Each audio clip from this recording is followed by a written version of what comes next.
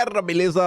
Como é que vocês estão? Meus amigos, hoje é segunda-feira, uma nova semana se inicia com a direita tendo lançado oficialmente o seu candidato para 2026, Flávio Bolsonaro, e temos boas notícias, acredite se quiser, e não tô falando apenas da entrevista do Flávio ontem, o que ele falou, uma jogada de marketing que aconteceu no dia de ontem, mas gente, temos que falar de números e não são de pesquisas. Na verdade, não é pesquisa, não dá para ser considerada pesquisa eleitoral. Tem muita coisa pra gente falar nessa primeira parte, vai gastar a maior parte do tempo do nosso vídeo hoje. Eu tenho quase certeza que a gente também vai conseguir falar da segunda parte, mas a gente começa falando aí da questão da entrevista, das entrevistas que o Flávio deu, ver algumas coisas nas redes sociais, algumas pessoas suspeitas se movimentando, aqueles prints que a gente tem que às vezes relembrar de uma coisinha ou outra, e falar da união da direita em termos políticos mesmo, político, centrão, para depois a gente chegar na segunda parte. Não é que nosso amigo Lauro Jardim ontem andou contando umas coisinhas sobre o caso do Banco Master, a decisão do Dias Toffoli, um dos advogados da defesa das pessoas do Master, não do Daniel Vorkari especificamente, estava dentro de um avião que o Toffoli também estava, né? Foram juntos ver a final da Libertadores em Lima, no Peru. Aí também tem algumas coisinhas extras para falarmos sobre o judiciário brasileiro. Enfim, vamos que vamos, sem perder tempo na introdução, que é para ver se dá tempo, né, da gente comentar bastante. E vamos lá. Pessoal, eu não vou me aprofundar muito, exatamente, eu quero que dê tempo de comentar muita coisa hoje. Ainda tem uma repescagem pra gente fazer no final desse primeiro tema. Falar do efeito Moro também, que é algo sério. Mas ontem de manhã o Flávio Bolsonaro deu entrevista. E aí ele falou que, não, tem um preço aí que às vezes, se for pago, posso pensar em não ser candidato. Não preciso nem explicar, não sei se vocês acompanham as redes sociais, a Faria Lima e os apoiadores do Tarcísio, né, ficaram loucos, né, falando aí, ó, era um balão de saia, agora acabou, é isso, aquilo, outro. E eu quero mostrar aqui pra vocês algumas coisas que eu acho que mostram muito bem o sentimento do país e como eles querem, porque querem, impedir qualquer candidatura verdadeiramente de direita, né. Na verdade é o seguinte, não é que essas pessoas não sejam de direita, a gente tem que parar com isso. Caiado de direita, Zema é de direita, Tarcísio é de direita, Ratinho Júnior é de direita, mas antissistema só a candidatura do bolsonarismo. E é esse que é o ponto. Eles não querem de jeito nenhum uma candidatura antissistema. Aí, olha como a Globo e a Veja noticiaram, né? A história que talvez o Flávio aí possa, né, passar a vez para outra pessoa, não sabe nem quem seria. Aí a Globo noticia, ó. Flávio Bolsonaro admite que pode abandonar candidatura. Eu tenho um preço para isso. Aí já coloca no subtítulo, ó. Senador participou de primeiro ato como pré-candidato em Brasília. Pesquisa da Datafolha mostrou que só 8% dos eleitores consideram que o parlamentar deveria ser o nome escolhido por Bolsonaro para as eleições. Lembre desse número, 8%. Lembrem do 8%, porque eu tenho outra porcentagem para demolir a Globo. Aí vem a Folha. Flávio Bolsonaro admite desistir de candidatura. Eu tenho um preço para isso. Senador lança pré-campanha, admite negociação para desistir e tenta consolidar apoio no Centrão enquanto enfrenta a rejeição nas pesquisas. Tu vê como é o mesmo tom? Pesquisa, rejeição, olha, ninguém quer, não sei o que, papi, assume que pode recuar. Aí, Flávio explicou a situação, né, no Jornal da Record, mas antes, só para mostrar outra manchete. Aqui sim, já com a informação nas mãos, ou seja, o Flávio não vai desistir de nada. Flávio condiciona a desistência de candidatura a Bolsonaro livre nas urnas, diz portal. Qual portal? Né? O R7 da Record. A única forma disso, né, da desistência ocorrer, é se Bolsonaro estiver livre nas urnas, caminhando com seus netos, filhos de Eduardo Bolsonaro, pelas ruas de todo o Brasil. Esse é o meu preço. O senador reiterou que a candidatura não é um balão de saio. Vamos primeiro ouvir o Flávio e depois eu comento o que eu ia falar agora. Esse daqui é o recorte e ele coloca ali, ó. Meu preço é Jair Bolsonaro livre e na urna, ou seja, não tem preço. A pergunta se impõe. Você disse que teria um preço para desistir da candidatura. Qual é esse preço? O meu preço é justiça. O meu preço é justiça. E não é só justiça comigo. É justiça com quase 60 milhões de brasileiros que foram sequestrados, estão dentro de um cativeiro nesse momento, junto com o presidente Jair Messias Bolsonaro. Então, óbvio que não tem volta. A minha pré-candidatura à presidência da República é muito consciente. Ela é para representar grande parte da população brasileira que não aceita mais essa quantidade enorme de desmandos. São pessoas, assim como o presidente Bolsonaro, que estão sem ver suas famílias, estão fora do país, e que a única forma disso acontecer é se Bolsonaro estiver livre, nas urnas, caminhando junto com os seus netos, os filhos de Eduardo Bolsonaro, pelas ruas de todo o Brasil. Esse é o meu preço. Tá aí, né? Se eu falar, vamos falar que xadrez 4D, tudo mais, beleza. Se o Cláudio Dantas falar, o pessoal até já leva um pouco mais em consideração, porque ele não é bolsonarista, mas muita gente ainda pode achar que, não, o Cláudio Dantas tá surfando aí o hype da direita. Mas calma que ao longo do vídeo vai ter outra fonte totalmente insuspeita falando da mesma coisa que o Cláudio Dantas basicamente está falando aqui, que é o seguinte: em apenas 48 horas, Flávio Bolsonaro explodiu nas redes. O horário que o Dantas postou, eu acho que não tinha ainda números para ele poder falar isso com certeza, mas agora temos números. Virou o centro das atenções de toda a mídia e do debate público. Isso é o bolsonarismo, que desperta paixões e ódios. Isso é política. O Supremo nunca deveria ter se metido nisso. O fato do Flávio ter dito no início do dia que talvez tenha um preço fez todo mundo se perguntar que preço é esse e ficar esperando a resposta. Mais um dia seguido, o principal assunto do país é o Mito Júnior. Posso chamar de Mito Júnior? É o Mito Júnior. O Mito Júnior já tá ali. Lá vai o Mito Júnior. Aí o Mafinha comenta assim: os liberais passaram 4 anos endossando e defendendo o regime, defendendo tortura, prisões e perseguições não de políticos, mas de pessoas comuns, inocentes, e ainda exigem que os votos dos bolsonaristas sejam direcionados para os candidatos deles. Eu só voto em Bolsonaro. Pois é, Mafinha, eu tô igual a você. Aí, para trazer uns exemplos do que o Mafinha tá falando, né? Você vê aqui, quando eu falo para vocês, ó, o amigo do Deltan Dallagnol. O Deltan Dallagnol fica impulsionando o perfil do Leonardo Lopes, assim, ao longo dos anos. Sempre que posta alguma coisinha, alguma mensagem mais ácida contra o bolsonarismo, tá lá o Deltan, né, dando uma empurrada. Pra ele não fala, ele coloca, né, os porta-vozes dele. E tá ali, ó. Para quem ainda tem alguma dúvida, quero deixar claro que este perfil é morista, deltanzista, lavajatista, e por mim a Lava Jato era um quarto poder de Estado com a única função de prender político bandido. É a tropa. E eu coloquei isso aqui, na verdade, só como uma leve introdução. Estava passando ontem pelo Twitter e aí eu vejo que o Chico Linguiça, nosso querido Chico Linguiça do MBL, ele compartilhou uma postagem que eu tinha feito, né? Eu cobrei o pet do Deltan, que o Deltan elegeu para vereador lá em Curitiba, o Kilter, falando, né? O voraz e eloquente pet do Deltan está em total silêncio sobre o Flávio, o candidato oficial de Bolsonaro. A coleirinha tá tão arrochada no pescoço, né? Não pode falar nada que o Deltan não permita. Aí o Chico Linguiça falou o seguinte, ó: que país tá certo? Eu falei, nossa, estou certo. Na hora de farmar eleitor do Bolsonaro, esse daí sobe no caminhão de som. Na hora de apoiar o candidato da família, ele fica quieto. E eu trouxe isso aqui por uma razão. Porque eu já comentei sobre isso em vídeo, inclusive registrei no Atlas. Tá ali, ó. Tá ali. Olha o que está escrito no Atlas de janeiro de 2025. Aqueles que outrora se valeram da imagem de Bolsonaro para ascender a máquina pública, agora se voltavam contra ele, desconsiderando sua longa trajetória política de mais de 28 anos. Suas atitudes refletiam imaturidade, como crianças em um jogo de poder incapaz de lidar com a frustração diante de expectativas não satisfeitas.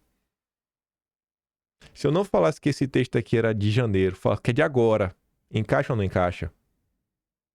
Depois vocês acham que é, né? Ai, tá pegando no pé. Ai, tem algum problema. Ó, cada dia fica mais claro, né? A coleirinha do Deltan. É a coleirinha do Deltan. Tá aí, ó. Esse é o Guilherme Kilter. Parabéns a quem votou nesse cidadão lá em Curitiba. Subiu ali, ó. 7 de setembro de 2024. tempinho antes das eleições, ele foi candidato a vereador, subiu para bater foto com o Bolsonaro. Falar o que o povo quer ouvir é fácil. E olha a mensagem que a Tsuki deixava, ó. Eu espero que vocês reconheçam e deem valor ao coração bom de Bolsonaro. Deu valor? Cadê a união da direita, gente? Cadê a união da direita? Perto do Deltan do Partido Novo, né? Que o Deltan hoje comanda todo mundo. Leonardo Siqueira, também do Partido Novo, deputado estadual em São Paulo, atacou gratuitamente Eduardo Bolsonaro em diversos momentos, que é um deles.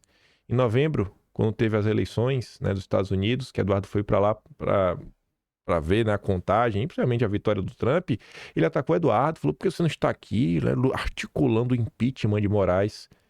Sabe? Uma safadeza sem tamanho. Tá gravando um videozinho, pegando pesquisa escolhida a dedo para tentar criar uma narrativa para falar que o Flávio Bolsonaro não tem chance de vencer, logo tem que apoiar o Tarcísio, o Zema, o Ratinho Júnior. Isso é o Partido Novo.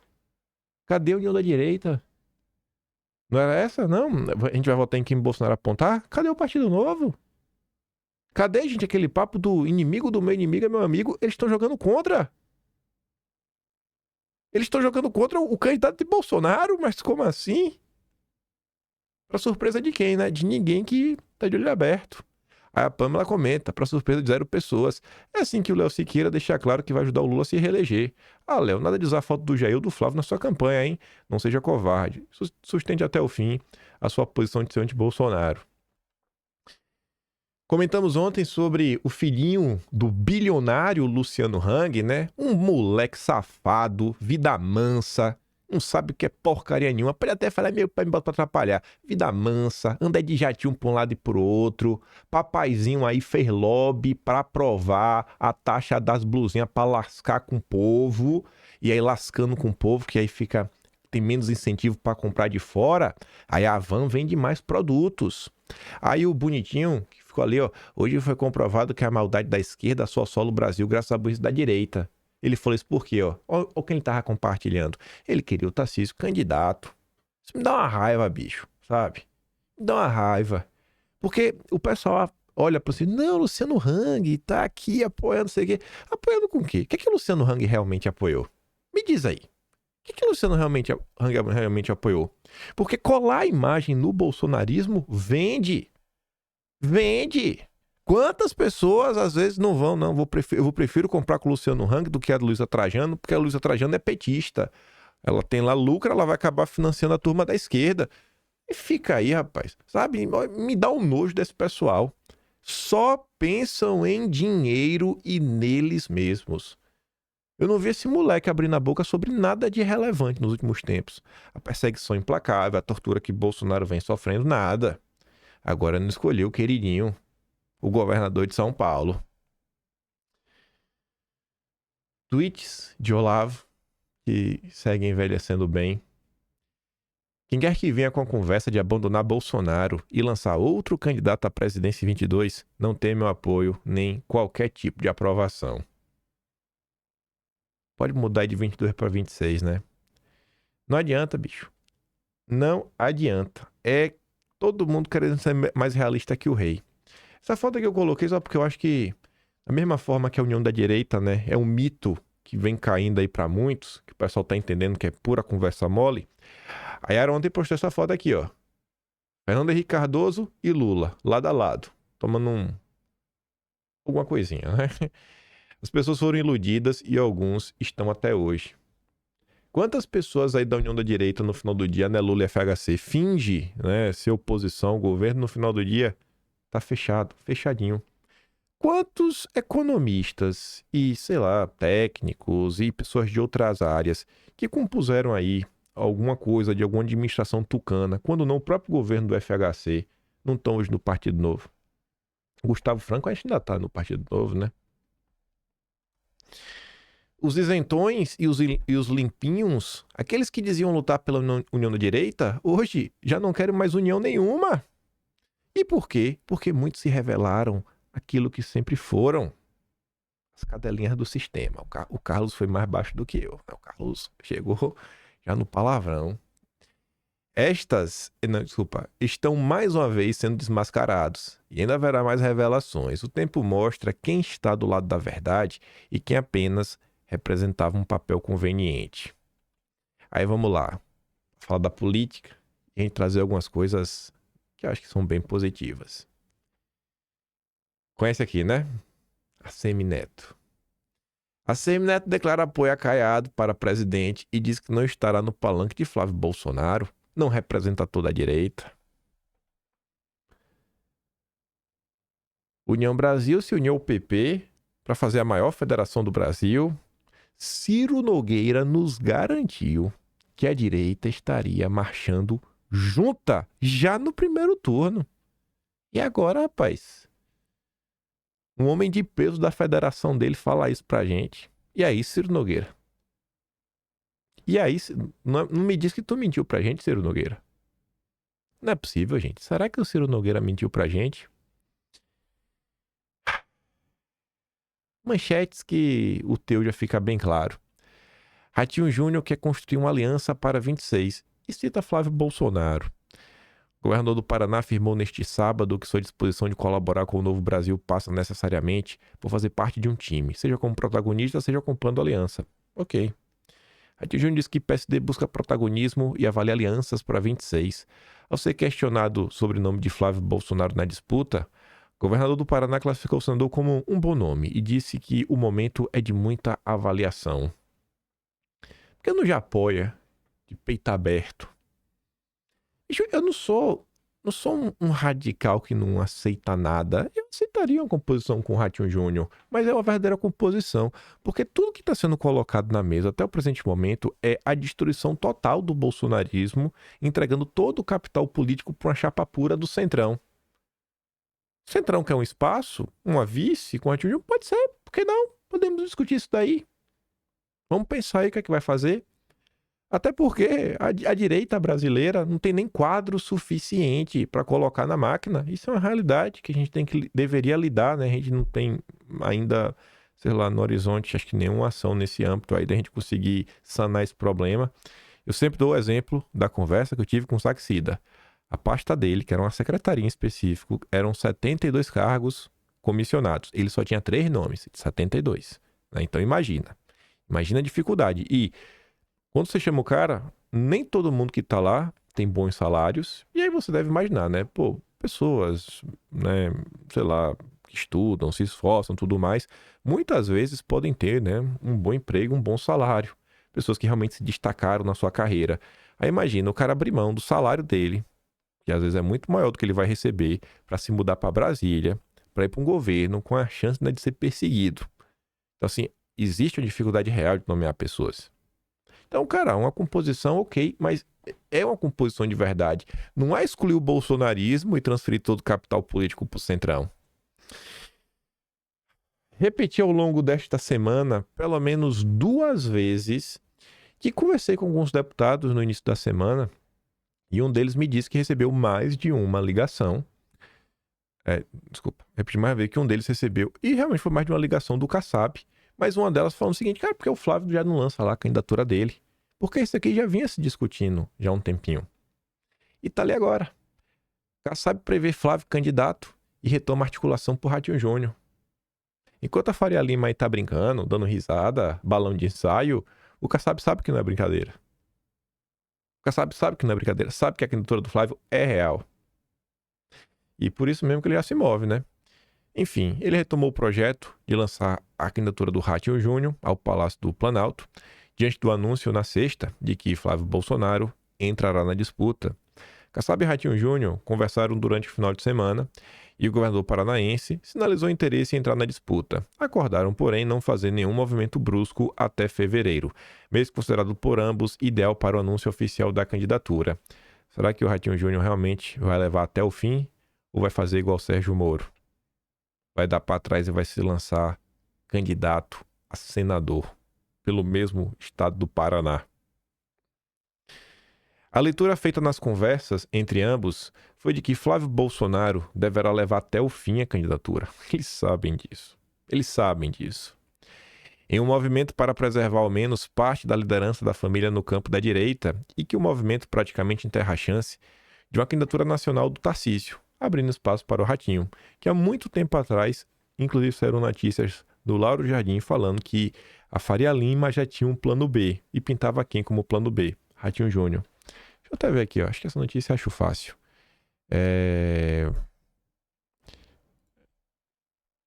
Plano B, Faria Lima, Ratinho Júnior. Aqui, ó. Pronto, já achei. Pelo Lauro Jardim, objetivo de Ratinho Júnior junto a Faria Lima. Ratinho Júnior tem trabalhado para ser o plano B da Faria Lima, caso Tarcísio não seja candidato a presidente. Isso desde junho, né? 22 de junho de 2025. Então, tá aí. Ratinho Júnior teria o mérito, olha o mérito, de ser uma candidatura mais desvinculada do bolsonarismo do que de Tarcísio. Eu não sei até que ponto isso é um mérito.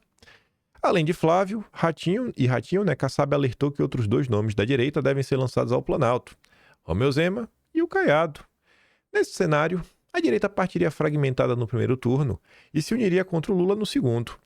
Haveria ainda nesse cenário uma divisão nos partidos de centro e de direita no primeiro turno. Flávio teria apoio na chapa de PP e republicanos, nesse cenário que o Kassab vem enxergando. Se isso acontecer, cara, sem sombra de dúvidas, eu acho que o candidato no primeiro turno com maior tempo de TV, que essa turma fala que é tão importante, eu acho que seria o Flávio, talvez até mesmo mais do que o Lula. Porque o Caiado teria apenas do União, e aí eu não sei, na verdade não sei nem como é que funciona isso, porque a partir do momento que você tem uma federação, eu não sei se a federação pode estar dividida. Zema só teria o Novo, ou seja, você nem se aparece, e Ratinho partiria só com o PSD, segundo essas projeções. A previsão feita foi de que o MDB fecharia aliança com Lula, que eu também não sei. Saiu ontem a notícia que Aldo Rebelo se lançou também presidente da República. Até o Aldo. E Aldo está no MDB, né? Haveria uma disputa por pequenos partidos para incrementar mais tempo de televisão na campanha. Mas a percepção de Kassab é de que hoje, uma campanha bem estruturada em redes sociais tem mais impacto do que a televisão. As redes sociais importam, né? E aí vejam só. Falei que tinha números para comentar. E não são esses números aqui ainda. Calma. Não são esses. Que já são números muito expressivos. Candidatura de Flávio Bolsonaro alcança 117 milhões nas redes. Bolsonarismo é brabo, viu? Bolsonarismo que é brabo. Aitsuki fala o seguinte: nenhum sobrenome e nenhuma pré-candidatura contra Lula movimenta as redes como o nome Bolsonaro. Essa reação aconteceu em 2018, em 2022. E em ambos os casos, a rejeição sempre esteve presente. Então, qual é a novidade para usar a rejeição como fator primordial? O oportunismo. E o fato que até abril dá para fazer muita coisa. Se passar de abril, qual é o problema? Para ser candidato à presidência, né, se mudar de cargo, se você é governador, você tem que renunciar. Né? Você tem que abrir mão do mandato. Para disputar a reeleição, não. O Tarcísio, se quiser, né, partir para a reeleição, faz algum sentido não estar na máquina. Então, se o Tarcísio fosse ser candidato a presidente, ele tem que se descompatibilizar. Por isso que a turma da Faria Lima está insistindo tanto em atacar a candidatura do Flávio. Mas números realmente importantes, porque o Kassab que disse, hoje até o Kassab já enxerga a importância das redes sociais. Até o Kassab. Aí vamos falar delas? Já começa com a manchete. Flávio Bolsonaro absorve capital digital de Bolsonaro no WhatsApp. E eu não vou nem ler o subtítulo para não dar spoiler. O Zap Zap, tu sabe que no Brasil ferve. Aí tá ali. O Felipe Bailês, né, a Folha de São Paulo tem um grupo de monitoramento de rede social, né, de mensageiros como WhatsApp. E aí já tem um tempo que eles estão analisando muitas coisas. E semana retrasada a gente trouxe uma dessas análises com um certo gráfico mostrando a força dos Bolsonaros dentro da direita, como um negócio assim, unânime. Basicamente unânime. Aí vamos olhar esses números. Primeiro ele vai trazer aqui um histórico, para tu entender o peso dos números que ele vai te apresentar. Há 3 semanas, na coluna Encaminhado com Frequência, mostramos que a direita chegava a 2026 sem um sucessor definido, porque continuava estruturalmente dependente da decisão de Bolsonaro, ou seja, não foi semana retrasada, deve ter sido 3 semanas atrás. A partir do monitoramento de mais de 100 mil grupos públicos de WhatsApp da Palver, utilizamos modelos de inteligência artificial para ir além da simples contagem de menções. Cada mensagem foi lida por um modelo de linguagem treinado para identificar apoio explícito de usuários de direita a possíveis presidenciáveis, classificando objetivamente a preferência expressa em cada interação. Vai vendo. Naquele momento, 3 semanas atrás, a disputa ainda se concentrava quase inteiramente no nome de Bolsonaro. E nenhum outro candidato chegava perto, nem no chulé, né? Nem de dentro, nem de fora da família. Não tinha Eduardo, Flávio, Carlos, Tarcísio, Ratinho, nada. O Jair isoladíssimo. Desde então, o impasse foi rompido. Na semana passada, Bolsonaro fez o movimento que todos da classe política aguardavam, a apontar Flávio Bolsonaro como seu sucessor na disputa presidencial, transformando a sucessão em um teste real de transferência de capital eleitoral dentro da base bolsonarista. E aí? Será que o Jair conseguiu ou não transferir? Esse movimento provocou reação imediata na elite política e no mercado financeiro. No mesmo dia do anúncio, a bolsa despencou, o dólar subiu, Faria Lima reagiu como se a direita tivesse optado pelo caminho de maior risco. Ao mesmo tempo, circularam testes de que a indicação funcionaria mais como um balão de ensaio do que uma decisão definitiva. Uma forma de testar a reação da sociedade, do mercado, da própria base, sem fechar ainda a porta para uma alternativa fora da família. Além disso, o movimento concede a Flávio Bolsonaro a legitimidade de falar por Bolsonaro. Falar por Bolsonaro. Isso é importante, porque ele realmente agora é o candidato. Ou seja, pode costurar acordos políticos, tomar decisões sobre alianças, reduzindo a possibilidade de um embate dentro do bolsonarismo. Aí ele fala como que aconteceu lá no Ceará. Gente, reduzir a possibilidade de embates, tudo mais, né? Tomar decisões, né? Ter legitimidade.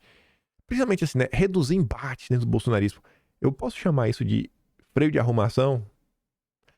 O que é que eu comecei falando para vocês no início da semana passada? Estamos diante do maior freio de arrumação da direita. Eu estou feliz da vida de ver que finalmente a coisa está se organizando. Eu comecei a semana falando isso e eu não sabia ainda da possibilidade do Flávio ser candidato. Eu só vim saber na terça-feira. Que a tendência, na verdade, era segunda-feira à noite no Brasil. Segunda-feira à noite, que era terça de manhã. Aí eu falei, vamos nessa, né? E a priori já podia se lançar na terça, né? Mas não, só foi na sexta.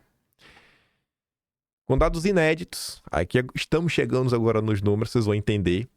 Reproduzimos agora a mesma análise feita 3 semanas atrás, ampliando o recorte para incluir outros nomes da direita, justamente para testar se esse movimento de Bolsonaro se concretizou como uma transferência de capital político no ambiente digital. E aí? Aí a Folha de São Paulo já avisa. O resultado não deixa dúvida. Estão prontos? O choro é livre, viu? Olha para isso. Daqui a semanas, né? Aqui em azul era Bolsonaro. Então você viu, Bolsonaro dominava de forma assustadora, né? Teve alguns picos aqui de verde, que é o do Flávio, quando ele foi no Flow. Aí, aqui no início de dezembro, foi a sabatina do Gonê, né? Vocês devem lembrar disso daí, né? Que rodou os vídeos do Flávio Bolsonaro. O povo comenta um pouco mais sobre isso. Quando não, tem esse verde musgo, que é o Eduardo Bolsonaro, que normalmente está mais em destaque. Eduardo. Foi indo. Bolsonaro falou, meu candidato é o Flávio. Saímos aqui de Bolsonaro dominando em média 80% para Flávio já em 49%, já em 30%.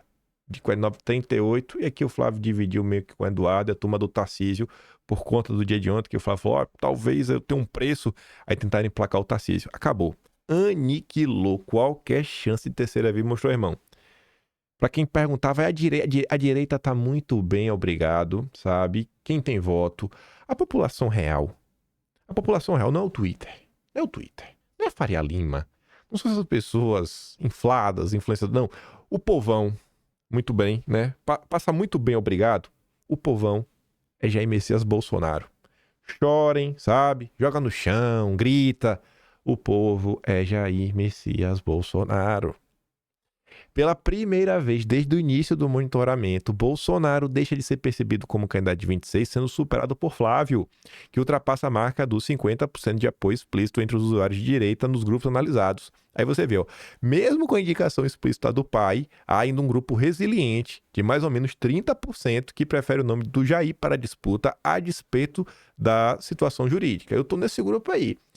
E o Flávio também tá. Se o Jair estiver livre, é ele de novo, bicho. Não tô nem aí. Jair Messias Bolsonaro. E agora, vê a sequência. Que aqui primeiro é só os números. Aí a Folha agora vai fazer uma breve análise. Aí eu falei que a gente ia voltar no 8% e que a gente ia voltar no Cláudio Dantas. Primeiro vamos voltar no 8%. A direita, 8% apenas, que é o Flávio Bolsonaro. E aí? E aí? É 8%? Rapaz, não parece ser 8 não, viu? Não parece ser 8 não. Você entende o que a Globo faz? A Globo tem que ser fechada e responsabilizada. Espero que seja pauta de campanha. Fechar a Rede Globo. E fazer com que eles paguem por tudo que eles já fizeram, né? Sou radical, né? Eu sou radical. Contra a Rede Globo, né? Não dá. Deixa eu voltar, né? Não deixa eu me empolgar, não. Aí, continuando. Após o anúncio, é possível notar um achatamento imediato do apoio à candidatura de outros nomes da direita. Falou, é o Flávio, os outros nomes... Acabou. Acabou a especulação. É o Flávio. O que confirma a tese central que vínhamos sustentando. Bolsonaro não apenas mantinha um capital digital da direita, como também Bolsonaro demonstrou a capacidade efetiva de transferência de seu poder. Ainda há tempo para recuos até o período de desincompatibilização, mas, à medida que a base se solidifica em torno do Flávio, mudanças de rota passam a ter um custo político crescente. Aí, olha só, declarações como a de que o senador admitiu a possibilidade de desistir da candidatura podem ter como plano de fundo a estratégia de pautar a imprensa como o que aconteceu ontem. Se eu falar xadrez 4D, aí o Dantas fala, o Dantas aí, né, quer surfar o hype bolsonarista. Até a Folha de São Paulo já entendeu. Sabe aquela coisa? Falem mal, mas falem de mim. O cara deu uma declaração. Falou, mas eu conto. Você vê, bicho. Faltou o dia, né? 3 dias seguidos que só se fala de Flávio Bolsonaro, candidato. O Brasil inteiro já sabe.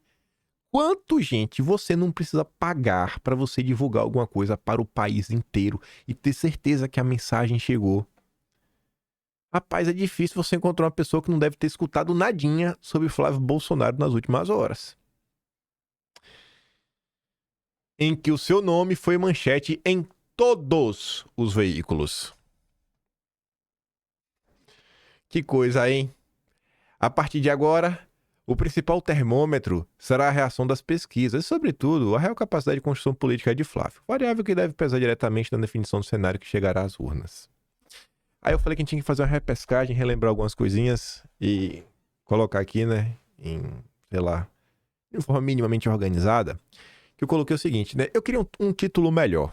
Eu não acho que condiz o que estava na minha cabeça. Eu botei assim, ó, momento atual da direita. Mas não é só isso, né? Mas enfim, nesse presente momento, tem algumas coisas que acho que dá pra gente bater o martelo, que eu acho que realmente são muito boas, que a gente tem que olhar e, bicho, nossa, velho, a coisa tá andando. Primeira delas, né? O maior freio de arrumação desde 2013, como eu venho insistindo pra vocês. O caso do Ceará, pra mim, ficou bem claro. O bolsonarismo, por muito tempo, teve a política do deixa disso. Deixa disso, deixa disso, deixa disso. E às vezes, quando tem assim, algum entreveiro, o pessoal às vezes prefere ficar até meio quieto. Quando tem aquele episódio lá no Ceará, e os meninos, os 3 filhos, pô, riscam o chão, e não foi qualquer riscada de chão. Você viu que, graças a Deus, já tá tudo de bem. Tá tudo bem, tudo em paz. Comentamos ontem, inclusive, como foi a conversa de Bolsonaro, inclusive com a senhora Michele, pra falar, ó, até o Flávio. E eu quero que todo mundo fique em paz, viu? Todo mundo fica em paz. E do mesmo jeito que ele puxou a orelha da Michelle, ele também puxou a orelha do Flávio e falou, ó, fica em paz com a Michelle também. Não quero briga dentro de casa. E mandou o recado, Valdemar, não vem roer a corda não. E avisa aí o Pele Raiz que é o Flávio. E o Pele Raiz só fala nada. Valdemar, nota oficial, é o Flávio. Organizado. Michelle Bolsonaro, isso aí, vamos, Flávio, beleza, bacana. E aí, volto a falar, dá essa puxada de orelha na Michelle Bolsonaro, gente, ela não é uma deputada estadual, deputado federal, alguém que se elegeu graças ao nome Bolsonaro, bicho, é a esposa do Jair. E o Jair, como todo marido, né, vai querer cuidar bem. Então, assim, foi um passo relativamente grande e a importância disso está muito mais na sinalização que você passa para a direita como um todo do que qualquer outra coisa. Porque você vem, assim, de vários embates, de várias pessoas que estavam colocando as asinhas de fora, até o caso da Emília, e você fala assim, ó, gente, na boa, deu, mas deu de vez. A gente não tá pra brincadeira, Lula tá destruindo o Brasil, o judiciário tá perseguindo todo mundo. Não dá pra todo mundo ficar aí brincando de meu projeto político e todo mundo querendo ser cacique. Vamos tentar entender como que nós chegamos até aqui. Então, ó, já deu. Já deu. Se os três estão dispostos agora a arriscar o chão, dar uma puxada de orelha até na Michelle Bolsonaro, não tem mais tempo ruim para deputado, senador, para ninguém se engraçar. E o ponto focal disso é o quê? Manter a união, pô, manter a organização mínima. E parece que tá 100% junto, mas não só, que foi a união dos três irmãos. Não que os três irmãos não fossem unidos e tudo mais, mas foi algo que você viu que realmente os três conversaram, né? Montaram ali um núcleo duro, falou, pô, vamos ver o que a gente vai fazer, vai deixar de fazer. E isso vem sendo uma construção que ao longo dos meses, eu acho que vem cada vez mais forte, seja no apoio ao Eduardo, que vem fazendo, agora o apoio ao Flávio, o que foi também o apoio de Eduardo e do Flávio ao Carlos, lá em Santa Catarina, a ponto da própria mãe deles, a Rogéria, fazer um tweet, pô, lindo de ver meus três filhos juntos e unidos, ainda mais nesse momento, pô, que Bolsonaro tá preso de forma injusta, sendo torturado. Foi sequestrado, tentaram extorquir Bolsonaro e não conseguiram. Aí você tem, agora, eu botei ali, ó, a direita tem um rosto, e é importante ter um rosto. Porque o rosto, cara, é aquela identificação, você sabe que... Se você sabe, não fica naquela discussão. Porque quando tem a discussão, imagina, um prefere o Eduardo, aí o outro prefere o Flávio, aí o outro prefere a Michelle, o outro prefere, sei lá, o Tarcísio. Aí às vezes as pessoas que todos iriam votar no mesmo candidato direito começam a brigar assim de uma forma que falam, bicho, quando tem um nome só, a briga já passou. A briga agora foi seu irmão. Para de encher o saco aí, que a direita já tem um candidato. É o Flávio. Para de encher o saco. Pronto. Já reduziu as brigas internas. Quem realmente está preocupado, está alinhado, derrotou o Lula de verdade, acabou. Acabou. Agora é marchar e derrotar o Lula em 26. E eleger um presidente antissistema, que é o Flávio, com uma grande bancada de direita na Câmara e em especial no Senado. Aí você pega a questão do rosto para além de evitar as confusões, a força simbólica e memética. Porque agora a galera pode basicamente começar a fazer campanha. A quantidade de memes que já rolaram, aquela foto que eu tô usando mesmo aqui em vídeo, eu peguei lá no Twitter. O pessoal já fez o Flávio como presidente e tudo mais, sabe? Então, você já dá algo pra militância que tava... Vai, bicho, toma aí agora, vai trabalhar, toma, eu vou te dar algum material, vai, faz teu nome. Quero fazer aqui um pedido especial, inclusive, pausa. Presta atenção, é um pedido sério. E esse pedido vai pra tia do Zap. Não dá pra ser pros primos, nem por tio do churrasco. Pode ser pras primas do Zap também. Minhas amadas tias do Zap e primas do Zap. Pedido seríssimo. Por favor, olhem com muito carinho a questão do voto feminino. Eu acho que é muito mais fácil vocês conseguirem conversar com outras mulheres que não estão ainda no espectro da direita, às vezes tem aquele nojinho do bolsonarismo. É muito mais fácil vocês falarem do que algum homem tentar comentar, sabe? Peço de coração, tias do Zap, primas do Zap, foquem na questão do voto feminino. Foquem. Não só para demonstrar, e não só para assim esse homem a homem com outras mulheres, mas para mostrar o apoio das mulheres de direita e por que as mulheres de direita apoiam a candidatura do Flávio Bolsonaro. vocês terão um papel crucial em 2026. Tia do Zap, assim, eu sei que é só pedir, né? As primas que eu não sei ainda, a tia é certeza. A tia é só pedir, já pedi, eu sei que vai rolar. Primas do Zap, se empenhem. Aí vamos voltar. Aí eu botei, ó. Planejamentos e movimentos giram em torno de algo concreto. Porque, gente, qualquer coisa antes, nós, não, vamos organizar, não, a gente vê, aí, mas vai ser o como aí mesmo essa movimentação. Ah, a gente vamos tentar discutir nossos grupos. Pô, mas o que vai ser o candidato? Cara, agora como realmente tem um nome, tem uma pessoa para falar e para responder. É como é na empresa, tem um problema. Se não tiver alguém para cuidar do problema, ninguém resolve. Agora tem o Flávio, é a cara dele. Então, bicho, olha só, a gente vai fazer... Quem garante? Eu. Você é quem? Eu sou o porta-voz do Jair. Porque eu sou o candidato. Ele me apontou. A não ser que o Jair possa disputar, eu vou ser o candidato. Então eu posso falar. Eu vou governar esse país. E se eu tô falando pra você que a gente vai compor, que não vai compor, que vai ser amigo, que a gente vai andar separado, eu vou manter minha palavra. Então isso ajuda demais. E também, né, pro nosso companheiro laranja. Imagina os Estados Unidos. Fez tudo, tava fazendo a troco de quê? Ajudar o quê? Só uma pressão pro Congresso, em termos assim, abstrato? A direita, em termos abstratos? Não, agora, pra derrotar o Lula, né, já sabe que é o candidato. Até se quiser bater um papo aí pra 26 já tá mais fácil. Centralização do poder de decisão. Ou seja, acabou muito cacique pra pouco índio. Disse-me disse. Que aí volta até a questão do botei do freio de arrumação, mas questão de colocar, porque o poder de decisão, em especial, para as questões eleitorais. Pauta da liberdade e a pauta antissistema vão estar presentes nas eleições de 26. A direita já foi para esse caminho, já polarizou porque é o Flávio. É o bolsonarismo. Tu já imaginou como é que seria um debate sem um candidato de direita mesmo? Será que iam discutir sobre as perseguições e violações de direitos humanos? Será que esses assuntos estariam presentes, né, nas eleições? Porque senão, pra mim, ia ser a disputa. Não, as críticas seriam o seguinte, né? Vem Ratinho Júnior, não, porque o Lula, ele está sendo muito irresponsável e pode confiar em mim que eu vou ser um cara que vai aplicar austeridade fiscal à risca aqui, né? O tripé macroeconômico. Estou conversando aqui com Pérsia Arida, Pedro Malan, Helena Landau, né? Gustavo Franco, Maílson da Nóbrega, Alexandre Schwartzman, toda aquela nata, né, da bosta que destruiu a economia brasileira e que é tida como, né, os deuses do mercado, Henrique Meirelles. Já imaginou? Agora tu já imaginou como é a campanha? Você, irmão, Lula, aí, ó, amiguinho do ditador. Olha aí como é que tá a questão do crime organizado. É dedo na ferida, dedo no olho. Fora a questão das instituições, né? Enfim. E você traz também uma coesão ideológica, porque a base ideológica não se via... Eu, pelo menos, não me via, né? Representado pelos que estavam aí. Então, era até aquela campanha meio sem graça. O cara fazia de estimulado, a ponto de... E aí, tu não era o miserável, não sei o quê. Agora você não apoia até isso daí. Até o Ratinho Júnior agora vale pra vocês. Depois de todas as críticas que vocês fizeram. Então, gente, eu olho assim pra tudo que aconteceu. Todas essas decisões. E eu tô muito feliz com elas, viu? Assim, as decisões do Jair, né? Eu tô aqui só olhando. Muito feliz mesmo. Nossa, eu acho que a semana passada... Foi uma baita semana pra direita, viu? E eu tô aqui fundamentando os meus pontos, né? Eu acho que tem, no mínimo, né, uma coerência lógica no que eu tô falando. Posso estar errado? Posso estar errado, mas eu tentei apresentar aqui meus argumentos.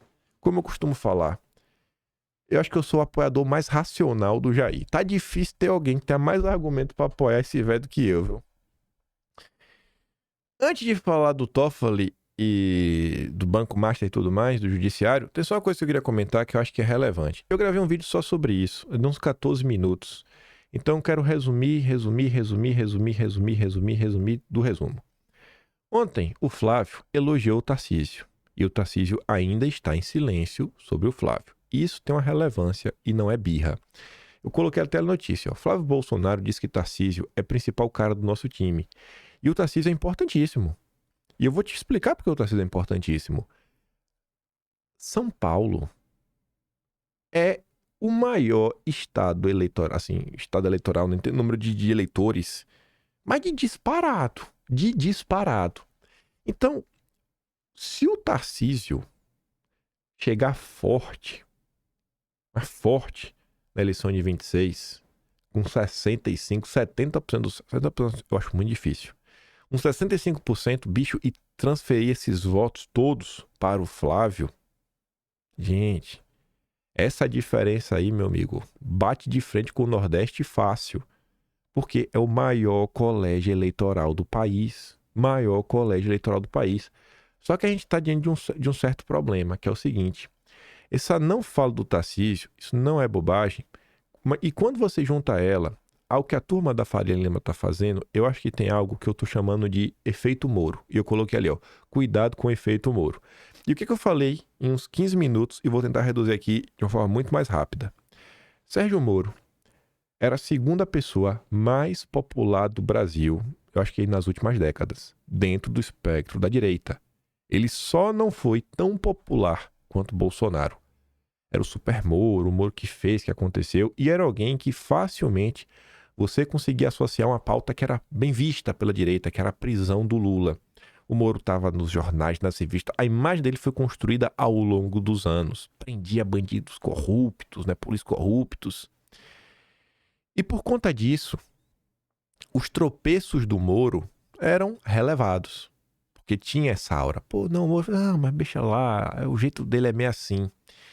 E aí, os tropeços do Moro foram relevados, não só da vida dele enquanto um juiz, como quando ele começa a ser político, quando ele vira ministro. Então, assim, ó, o Moro levou ele no zabó. O pessoal ficou puto, mas não, o Moro não é tão ideológico, ele não entende essas coisas. Aí depois, sei lá, a falta de colocar o corpo em campo. Tinha aquelas tretas, nomeação na PGR, alguns projetos de lei, o Moro falava nada. Daí veio a pandemia, que teve até aquele vídeo depois da reunião ministerial, que você viu que o Bolsonaro tava cobrando, né? E falou, pô, o Moro é meio fica assim, em silêncio, tudo mais. A Vaza Jato, o pessoal foi lá, apoiou o Moro, não quis nem olhar, porque tinha uma imagem. Só que o que é que acontece?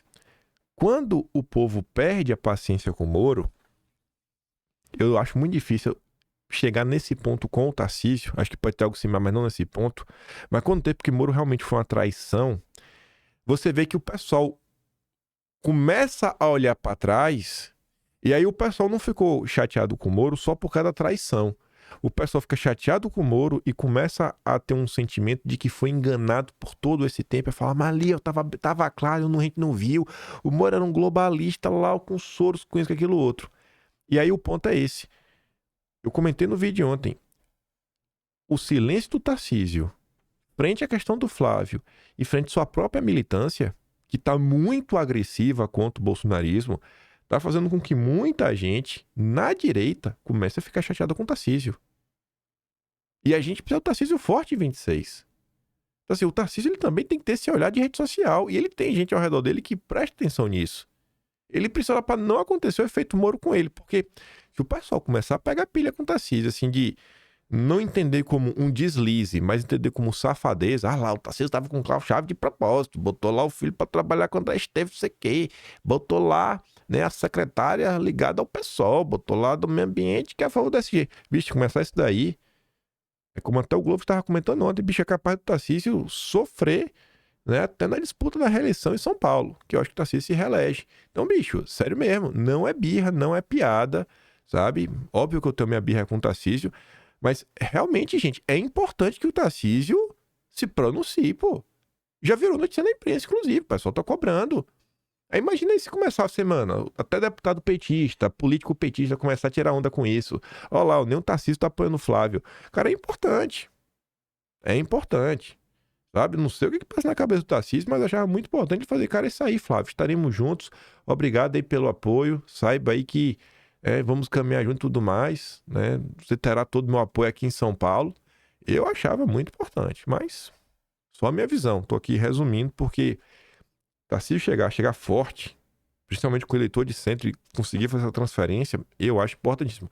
Atuar desde já com as pessoas que o Tarcísio dialoga, que não estão na direita, ele começar a falar, pô, velho, o Flávio, velho, vocês estão com a visão errada. O Flávio é um cara bom, um cara bacana, um cara gente boa.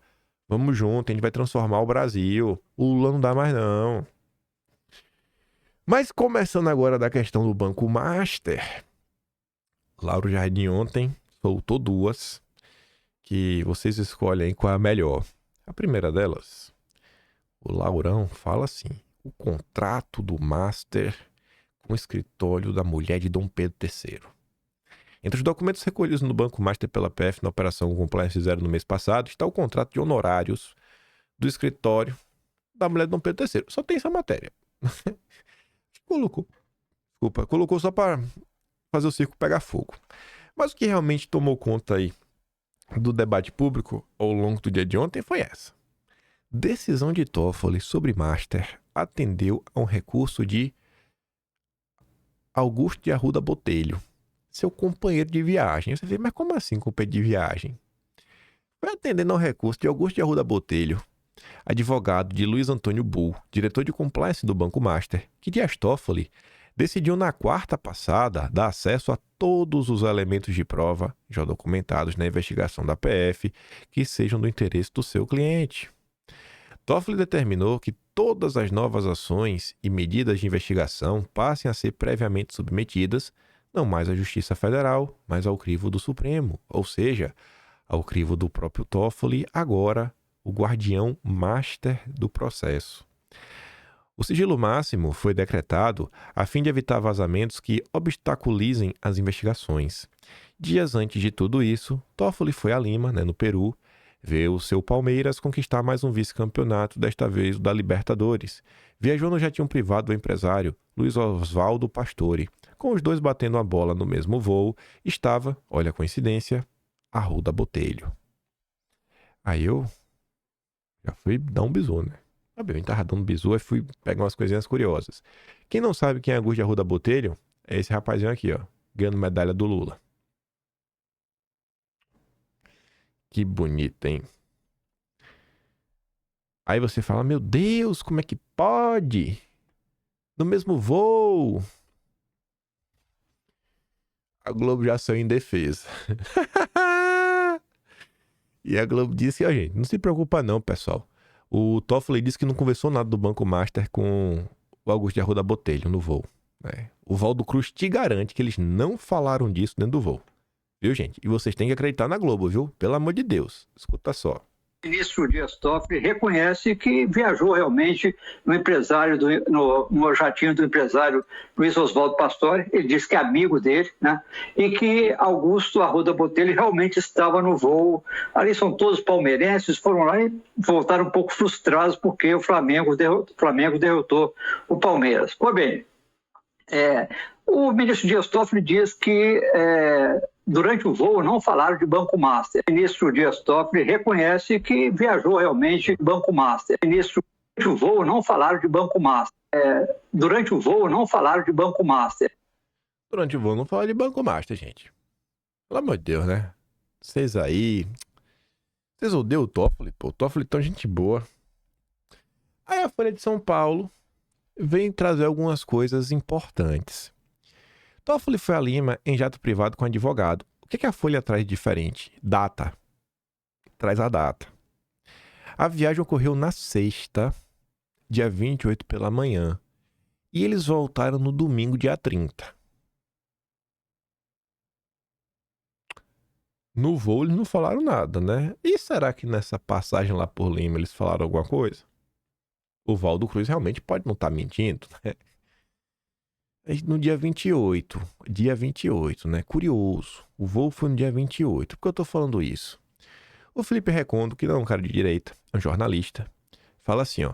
3 dados sobre a viagem do advogado Augusto de Arruda Botelho e de Dias Toffoli para assistir ao jogo do Palmeiras no mesmo jatinho. O voo partiu de São Paulo às 10h30 do dia 28. A reclamação do Banco Master foi autuada às 1h34 do dia 28. E o Toffoli foi sorteado, né? Foi sorteado como relator às 6h13 do dia 28, no mesmo dia.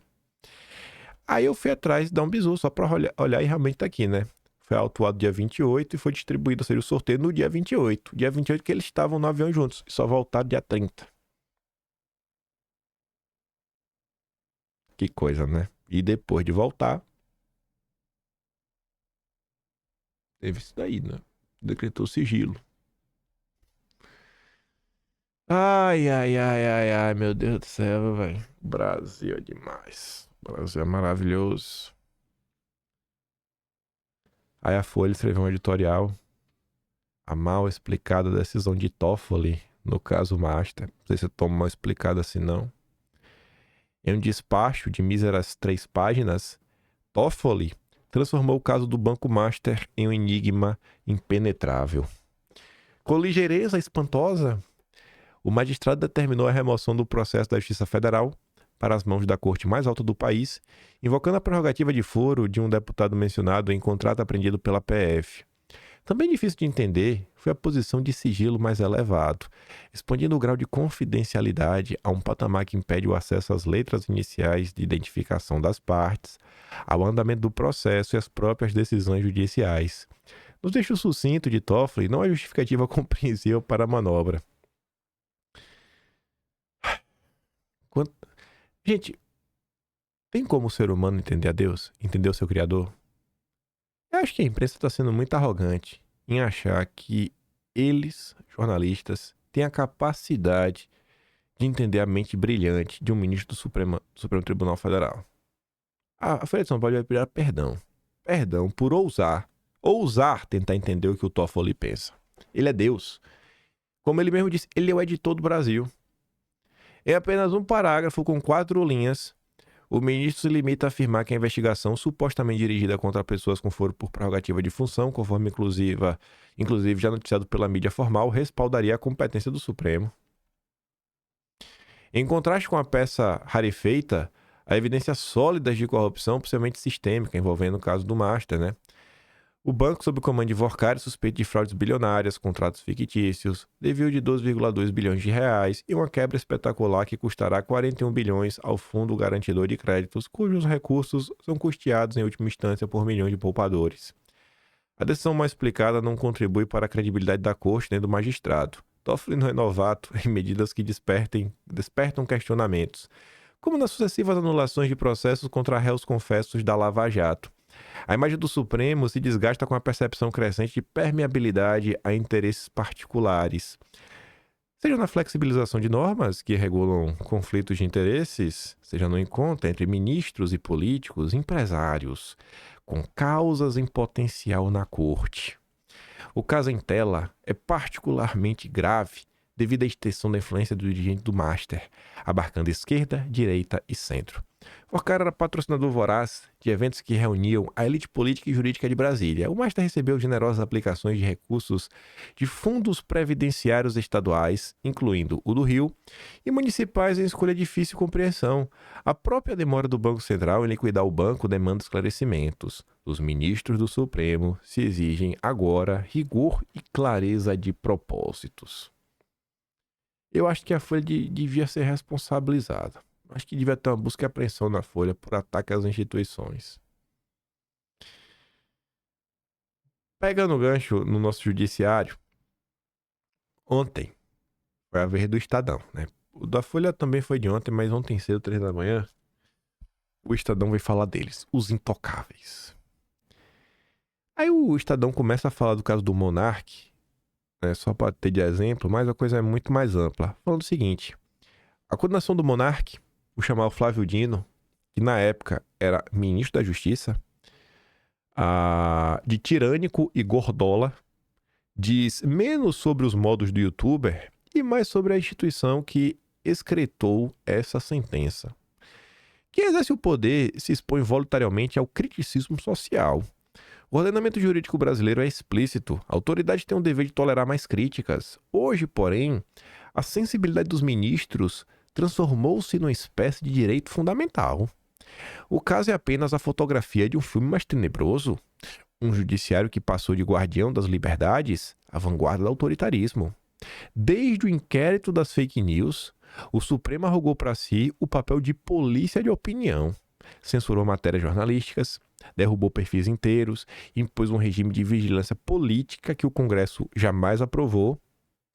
Tudo isso com aplauso do Estadão.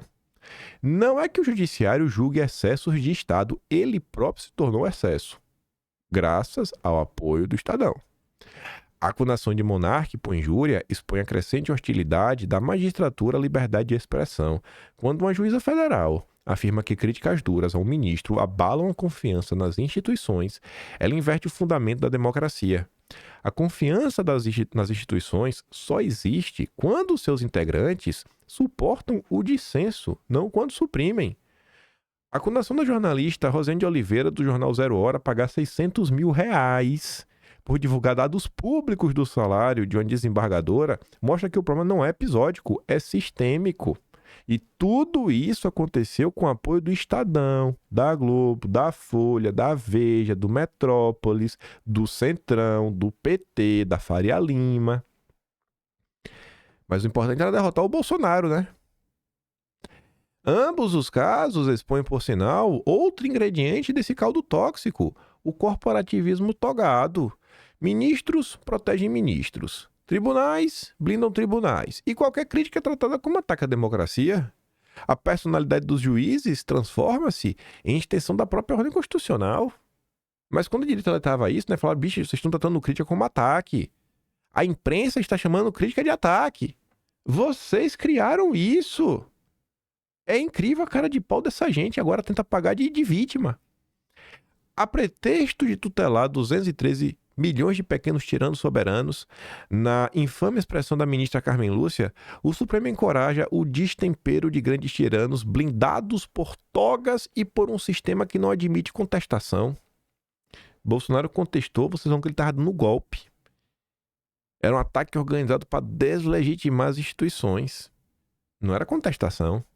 Vocês criaram esse cenário. Flávio Dino, por sinal, já chamou Bolsonaro de serial killer, genocida, acusou o Congresso inteiro de cometer um golpe, referindo ao impeachment da Dilma. E aí, pelos critérios utilizados no caso do Monark, essas declarações do Flávio Dino seriam classificadas como ataque às instituições, mas o peso da lei e da moral, né, no Brasil varia conforme o endereço institucional de quem fala. Petista pode falar tudo. Quando o Dino calunia é política, quando o Dino é o alvo, aí é crime. O judiciário está se tornando a passos largos um poder que pune antes que haja tipificação, censura antes de julgar e se protege antes de proteger direitos. Quando os juízes criminalizam quem os critica, deixam de ser guardiões da Constituição e tornam-se arquitetos de sua destruição. O Brasil não precisa de magistrados que se blindem da opinião pública, precisa de magistrados que a suportem e a respeitem. Precisa, acima de tudo, que os representantes eleitos de seus 213 milhões de cidadãos os defendam dos tiranos togados. Para essa turma que está preocupada, é porque eles sabem que está cada vez mais insustentável. Aí volta do que falamos sobre o Flávio. Essa pauta vai estar presente na eleição. Porque um candidato a deputado federal, gente, aparece ali 2, 3 segundos na TV, não tem debate de deputado federal. Essas questões estarão em debate. Debate, censura, perseguição, casos concretos. Se falará da Débora do Batom. Eu tenho certeza que Flávio Bolsonaro vai falar da morte do Clezão, como o Estado brasileiro matou o Clezão. E aí? Muita gente nunca ouviu essas histórias. Vai ficar sabendo. E talvez ao ficar sabendo disso, vai falar, pô, bicho, tem como deixar o Lula no poder, mas não. Realmente, o judiciário passou de todos os limites do aceitável. Já que eu tô aqui, não vai ficar tão longo o vídeo hoje, não. É porque tem outra aqui na sequência.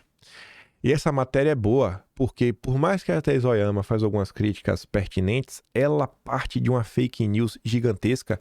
E eu realmente acho que a fake news é por desconhecimento, não por safadeza. E chegará lá. Ela fala o seguinte, né? Devaneio napoleônico de Dom Pedro III atesta que o Supremo foi longe demais. Chandex diz que não há no mundo poder judiciário tão forte quanto o Brasil. O devaneio napoleônico foi proclamado em evento esta semana, né? Para explicar à plateia por que motivo do judiciário sofrer tantos ataques contínuos dos seus inimigos. Segundo ele, uma reação proporcional à grandeza da instituição, que ele poderia ter enaltecido como atuante, independente, inquebrantável, outra dezena de adjetivos de que seu vasto vocabulário de juiz certamente dispõe. Preferiu dizer que é porque o judiciário brasileiro é forte, segundo ele, o mais forte das galáxias. Faz tempo que forte deixou de ser um adjetivo inocente. Na tradição da ciência política, que fala em estados fortes e estados fracos, Os Estados Unidos da Guerra Fria eram um modelo de Estado fraco, por ser descentralizado e baseado no sistema de freios e contrapesos. O Estado forte, por excelência, era a União Soviética, centralizado, opaco, autoritário. Como Estado comunista e os líderes de inclinação liberal, o judiciário brasileiro é forte. Pronto, agora até a Thaís Oyama agora está chamando o homem de comunista.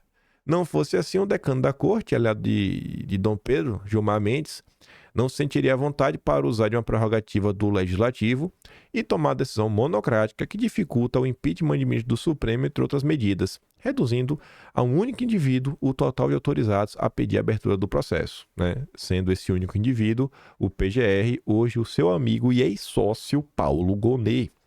Tão assintosa foi a decisão do decano que fez erguer um coro inaudito de protestos, acordou até os mortos.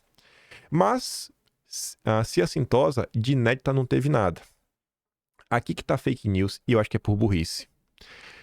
Foi Dom Pedro III que abriu a picada, e não com um único golpe de facão. Olha só, quando em 2019 passou a presidir um inquérito aberto de ofício que criou a bizarra figura do ministro investigador, julgador e vítima potencial, aqui que tá o ponto, ó. Muita gente se calou porque os alvos eram os desprezíveis bolsonaristas. Não! Não! Não! Esse inquérito foi aberto inicialmente aos críticos, de forma abstrata. Esse inquérito toma forma indo contra o antagonista e a Cruzoé. O inquérito das fake news só vai para cima do bolsonarismo em 2020. Após a saída do Moro. É Moro que direciona o inquérito das fake news para cima da direita. Não! E o inquérito era um instrumento excepcional de autodefesa da democracia. Quando, no mesmo ano, ele censurou o site da revista Cruzoé Antagonista. Mas foi isso. Isso é o início do inquérito. E a imprensa se calou. Então, nem para usar o argumento, não, se calou porque usava os bolsonaristas. Não! Se calou porque a imprensa é autoritária. Ou talvez porque se soubesse que a gente tinha um plano muito maior. Com descendência semelhante, recepcionou diversas outras decisões de Dom Pedro III que se convencionou chamar de controversas, como mandados de busca e apreensão contra empresários por conversas privadas no WhatsApp, detenções em massa, longas prisões preventivas, penas desproporcionais para os réus do 8 de janeiro. É um cara de pau. A Globo chamou a turma do 8 de janeiro de terrorista. A lista é longa e a justificativa para ignorá-la é sempre a mesma. É preciso defender a democracia da ameaça bolsonarista. Passado o período excepcional, o Supremo deverá exercitar tal autocontenção. Segundo a Thaís Oyama, o período excepcional passou, Bolsonaro está preso e o decano do Supremo desafiou o Legislativo, à luz do dia, a fim de blindar si e colegas da ameaça de impeachment. Nossa, estou chocado. Tem jogo nesse lugar, disse o capitão Renault no filme Casablanca, ao simular perplexidade diante da descoberta de que havia jogatina no estabelecimento que ele próprio era habitué. Sim, não é de hoje que tem algo errado nesse lugar, e esse lugar agora é o judiciário, o mais forte do mundo, segundo o Pedro III. Fingir surpresa a essa altura é hipocrisia. E para a gente terminar com duas coisinhas rápidas, só um aviso, para surpresa de ninguém, com quase 7 anos, o inquérito das fake news seguirá aberto por tempo indeterminado. O Estadão conversou com 3 ministros do Supremo que confirmaram a informação. Eles que são próximos de Dom Pedro III explicam que o objetivo é ter um instrumento à mão para apurar e combater eventuais novos ataques à corte, às instituições e à democracia. Tradução, tem eleição no ano que vem, viu? Só anistia para poder resolver as coisas no Brasil. Dosimetria não resolve nada. E aí a gente termina o vídeo com o nosso companheiro Reinaldo Azevedo falando, né? Tudo isso é importante que é para salvar a democracia. Quem salvou a democracia brasileira nos últimos 7 anos? Supremo Tribunal Federal. Tem um pouco de decência argumentativa. Supremo Tribunal Federal. Vai até quando? Enquanto houver ameaça. Enquanto houver ameaça. Enquanto houver ameaça. Isso.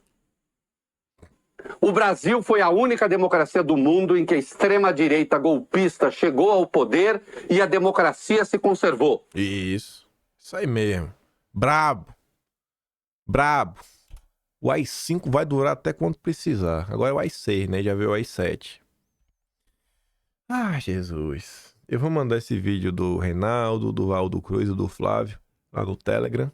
Se gosta do meu trabalhinho, quiser dar um pouco mais, você já sabe, né? Passamos no canal, tem um Tony Valeu, tem um Patreon na descrição e o Atlas Brasileiro, kimpan.com.br, e vote em mim no iBest. Primeiro link da descrição.